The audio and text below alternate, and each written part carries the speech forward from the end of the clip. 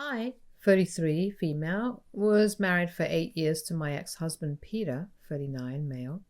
But we got divorced a year ago because he confessed that he'd been having an extramarital affair with his ex-girlfriend from college for about 3 years. I hadn't seen that coming at all because Peter and I had a 4-year-old daughter, so for him to have an affair with his ex even after he had a daughter was unbelievable for me. But it was true, and we ended up getting divorced, and I decided to raise our daughter on my own. He got married to his ex-girlfriend, Mandy, 38, female, a few months after our divorce was finalized. I got to know about his wedding from his friends because naturally, after the divorce, we didn't bother to keep in touch. I also managed to get full custody of our daughter, and he only visits her on the weekends under my supervision.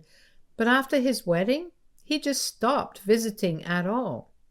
I was fine with it because that just meant no more silence while he tried to play with our daughter, and I stayed in the room and tried my best not to kick him out. He'd visited a few weekends while we were getting divorced, and I'd let him because our daughter seemed to like being with him. But once he stopped, I didn't bother to reach back out again.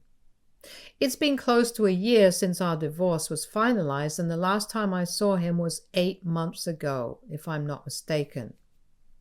Since then, I've been focusing on work and raising my daughter because that's all there is to do for me.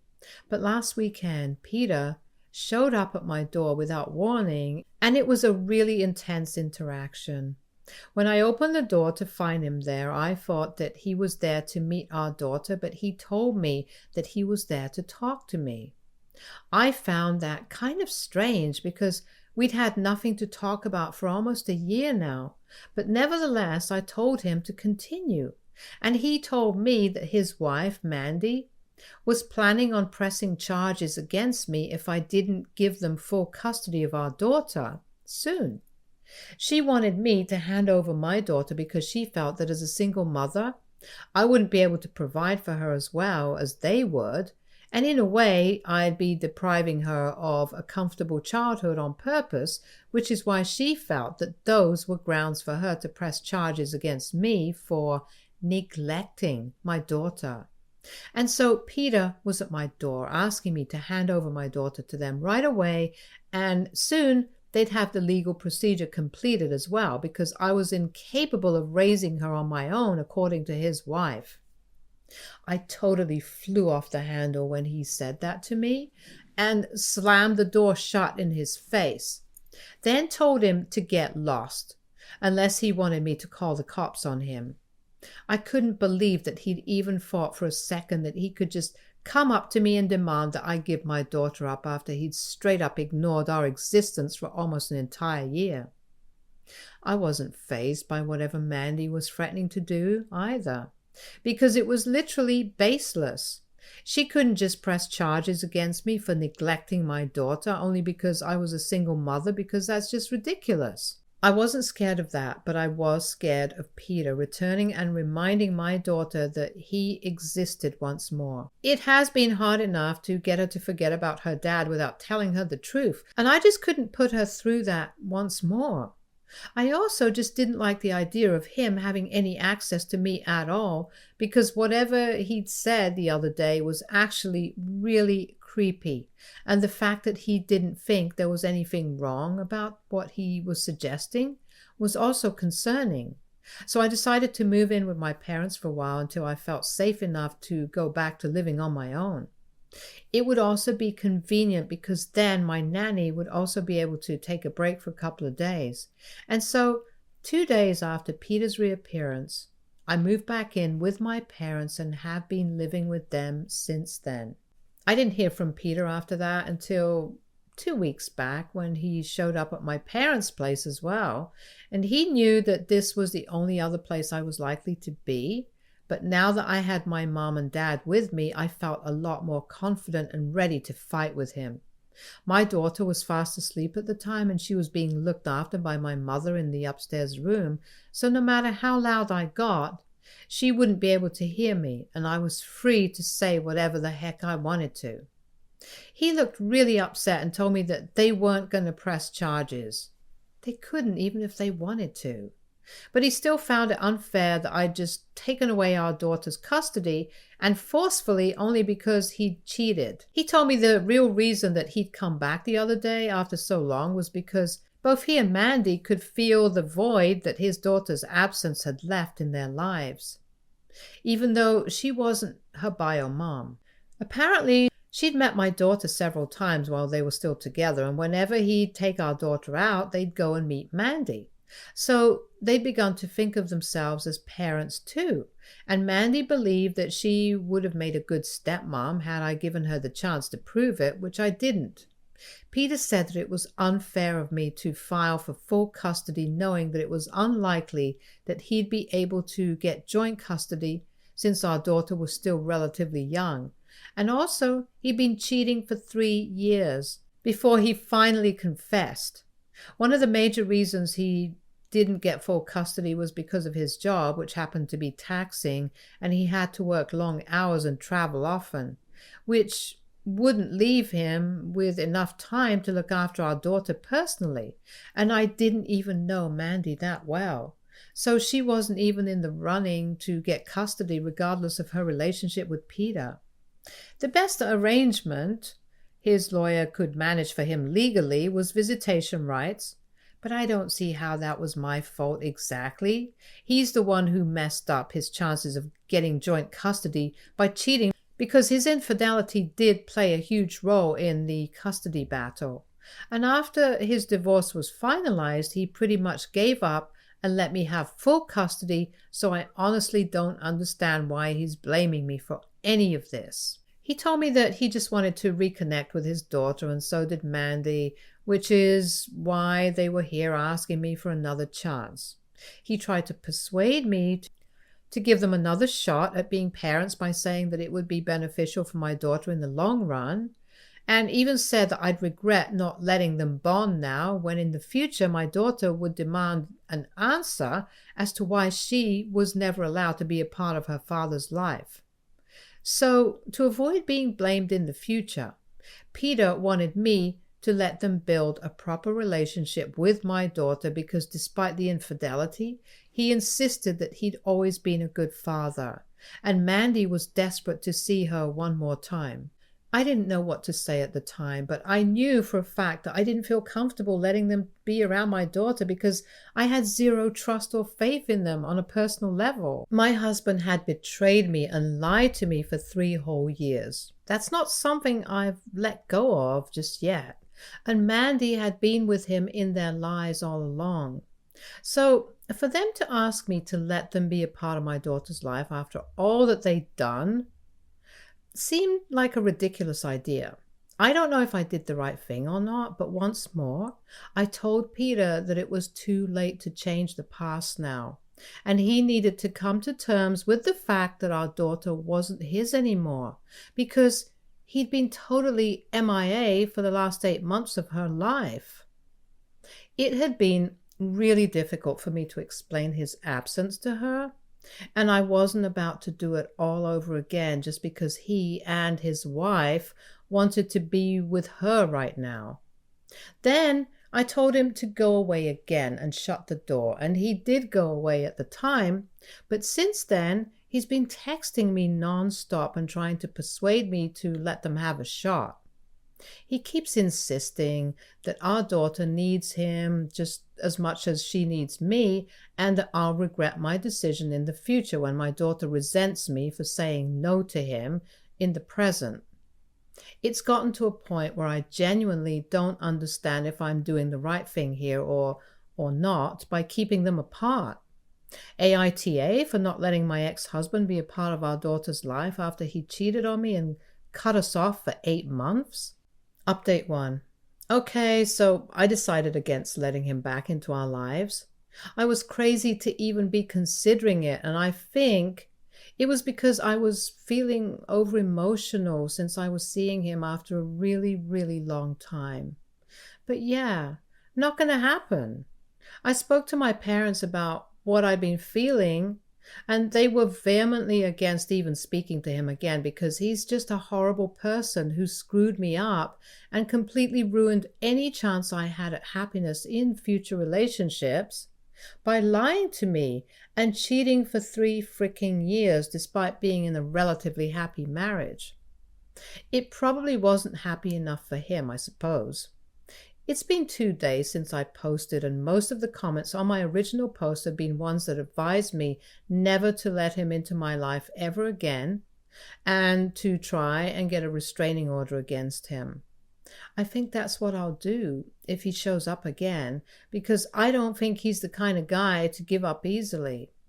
I've contacted my lawyer already, and I'm trying to terminate any parental rights he has at all because he obviously doesn't deserve to be a dad. The kind of father who can just abandon their child for months on end without an explanation and then come back when it suits them isn't someone who can be trusted at any cost. And I know it better than anyone. Besides, I don't even know what he'd been up to during those 8 months that he didn't visit us at all, so it really was strange that he thinks I'll just welcome him back with open arms now that he's finally ready to bond with his daughter. Tough luck, buddy. But that's not how the world works, and that's certainly not how my world works. I've even blocked him everywhere because the last couple of texts that he sent to make me feel empathetic towards him rubbed me the wrong way, because they're all phrased like I'm the villain here and he's the long-suffering victim who's been separated from his daughter because of my cruelty and selfishness. As if he never cheated and then pulled the disappearance act on me afterwards. I can't believe I let myself get carried away at all because of his sudden reappearance. I don't think I'm coping with this as well as I thought I was, and I really cannot afford to fall weak again, so I'm taking the advice that most people here seem to have for me and looking into therapists. I think that'll be a good way to move forward and try to put this episode behind me, and it'll take up my time. But at least something productive will come out of it, and maybe I'll be able to stop overanalyzing and overthinking. Update 2. Hello, it's been 3 days since my last update, and today Peter sent me an email about why exactly he's come back to us after so long. And I'm not going to lie, it's messed up, even by his standards. I don't know what kind of weird crap he and Mandy are up to, but I'm glad that I already spoke to my lawyer, and we're already ahead of him because a couple of things that he said were concerning, to say the least. In the email, he told me that after the divorce was finalized, Mandy told him that she didn't want him to be in touch with me anymore, so he gave up custody of his daughter and decided to focus on his married life now. The reason they'd broken up all those years back when they were in college was because she'd always been way too family-oriented, and he wanted someone who had ambitions other than getting married and having kids. But both of them had changed over time. And once they reconciled a couple of years ago at the reunion, they realized that they'd messed up by breaking things off and started an affair. She dumped her then boyfriend, and Peter claimed that he'd wanted to tell me, but by the time he'd mustered up the courage to confess, I was already pregnant, and the longer he postponed telling me, the more difficult it became. And with time, even Mandy had started feeling attached to our daughter. So it all got complicated for him, and he just let it continue that way for 3 years until it finally dawned upon him that what he was doing was messed up, and that he needed to clean up his act, or else he'd end up living a lie for the rest of his life. So he told me, and then the divorce happened, and he ended up giving up custody of his daughter because he wanted to devote all his time to being a good husband to Mandy.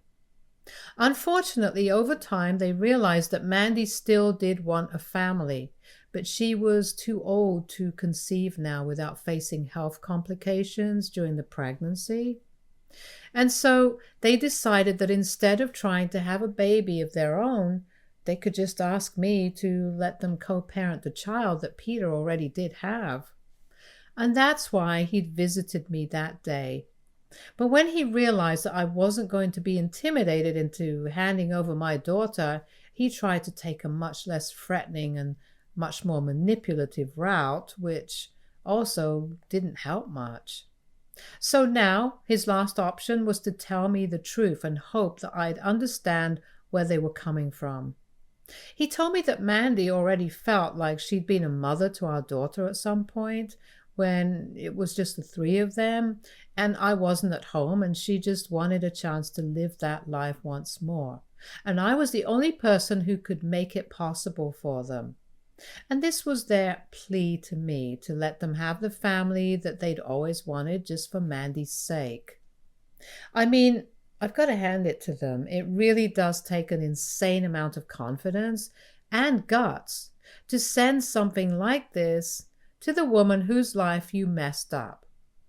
They lied to me and cheated for 3 years, including a time when I was pregnant, and yet they expected me to be kind to them and think of them? And let them build a relationship with a child they discarded like a toy less than a year ago, because now they'd suddenly realized that Mandy was too old to have babies, but she still wanted a family. They could have done so many other things, like they could have chosen to adopt or to opt for surrogacy, but instead they chose to do the least sane thing and try to intimidate me into giving up a child they hadn't even cared about for several months, until it occurred to them that we could share the child and the experience of parenthood. Like, this is my daughter here that we're talking about, not an article of clothing or a toy that we can just pass around according to our convenience. I knew that both of them were crazy, but this is just way too much even for Peter and Mandy. I'm glad I've already spoken to my lawyer, and I've also forwarded that email to her because this is seriously insane. To even think that I'd agreed to this under any circumstances is so ridiculous that I'm struggling to even wrap my head around it. It really does take a special kind of delusion to approach the woman you screwed over together and then make an absurd demand like the one they made. I'm just relieved that my daughter isn't yet old enough to make sense of these things, because I don't think I would have been able to explain this to her, let alone her. I can barely make sense of any of this myself.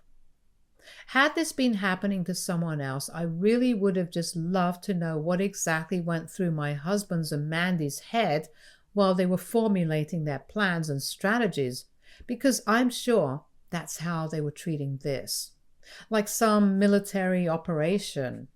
It's positively absurd, but my current priority is making sure my daughter and I are both safe and all right, because there's just no telling what these people might do next. I don't trust them one bit, and after this email, they've pretty much proven for sure that they don't even deserve to be trusted either. Update 3. My lawyer contacted Peter yesterday and told him that the petition to terminate his parental rights had already been filed, and he needed to sign it soon, or else it would lead to another custody battle, and that would be unnecessary for everyone involved. Naturally, he didn't take that kindly, and today, a couple of hours back, both Peter and Mandy showed up at my parents' place while I was about to leave for work. I told them that they needed to stay off our property, or else I'd call the police. So they did take several steps back out onto the street, but they were really stubborn, and Mandy said to me that what I was doing was going to destroy my daughter's future, because everyone knew I wasn't capable of raising her by myself, and by being egoistic, I was depriving her of her only chance to have a real family.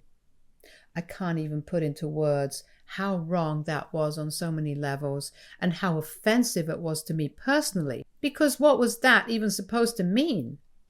I flared up at her and ended up screaming at her at the top of my lungs in retaliation, because the things she was saying had gotten under my skin in the worst possible way. This woman was literally a homewrecker, so she, of all people, had no right to lecture me on what my daughter needed or what a family was. She was the one who'd ruined a perfectly happy family, and my husband had happily gone along with her. But now they were back to try and let them play happy family with my daughter. Even someone in an insane asylum would know how ridiculous that sounds. And I'm also fully capable of raising my daughter on my own because I have a job and make a decent amount of money, enough to live nicely and give my daughter the life that she deserves to have. So I'm not too worried about the financial part of it. As for my daughter's family, I think I'm enough for her at the moment, and in the future I might get married again and she'll have a father. But right now I'm literally all that she needs. And once again, they had cut this very same daughter off for almost a year because when they didn't think they wanted her, and now that they want her, I'm not good enough of a mother for her all of a sudden. I swear, both of these people are so stupid and delusional that it's painful for me to even think about it. I told them to leave because I was getting late for work, but Mandy decided to throw a temper tantrum right there on the street. And I'm not even kidding. She actually just sat down on the street and told me that I couldn't leave unless I let her see my daughter once, and said that she wasn't going to move until I gave in to her demands. It was ridiculous, and I asked Peter to move her out. But that fool sat down right beside her. Had I not been in such a foul mood, I probably would have cracked up, but thankfully, when my dad realized how exasperated I was, he decided to finally call the cops and have them removed forcefully. There was not much to do but wait until the cops drove down to our place, and even then they kept arguing with us and threatening to protest against me because I was depriving my daughter of a happy life on purpose. It was that word deprive that kept triggering me because as far as I'm concerned, I'm doing my best for my daughter, and I'm sure when she grows up, she'll appreciate the fact that I didn't let her psycho dad take over her upbringing. And who's to say she'll be safe with them anyway? For all I know, they could literally abduct her and be off with her if they felt like it, because I think they've proven that they have no concern for anyone else whatsoever. And I told him what I thought of them, but they were still adamant and told me that I was just keeping them apart because I had a personal vendetta against them. Which, again, if someone had been in my place, then they probably would have felt the same way. They're the ones who ruined my personal life, so I think it's really fair and reasonable for me to have a personal vendetta against them. The arguing went on for a while until the police showed up and had them taken away, and even then they refused to even act like they regretted their psychotic behavior and continued to threaten me, saying that they'd be back and that they wouldn't let me keep them away from their daughter anymore, which is just disturbing on another level altogether. But I did choose to stay home since I was feeling extra paranoid because of their behavior, and also decided to file for a restraining order today itself. I think that had been overdue because today they showed me just how crazy they could be when it came down to it. I was amused by their ridiculous behavior, but I won't lie, it was kind of scary as well. So I'm trying my best to get rid of them altogether, and also I'm going to move to a new apartment soon enough because clearly none of my addresses that my husband knew are going to feel safe anymore. I've moved into a new apartment, and Peter, thankfully, has no idea where I live now. I've also managed to get a restraining order against him, and I now have full custody of my daughter. I've managed to keep my sanity intact during the past few weeks, and thankfully, I'm out of this nonsensical crap now.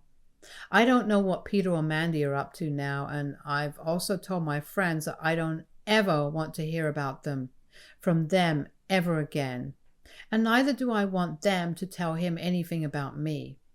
The past few weeks have been very tense for me because my ex-husband kept texting me and harassing me from multiple phone numbers on and off. And Mandy spread some nasty rumors about me, so I'm sure that the power couple was doing their best to bring me down. It didn't work though, unfortunately, but whatever. I'm just done. My daughter is okay, I'm okay, and that's all that matters to me.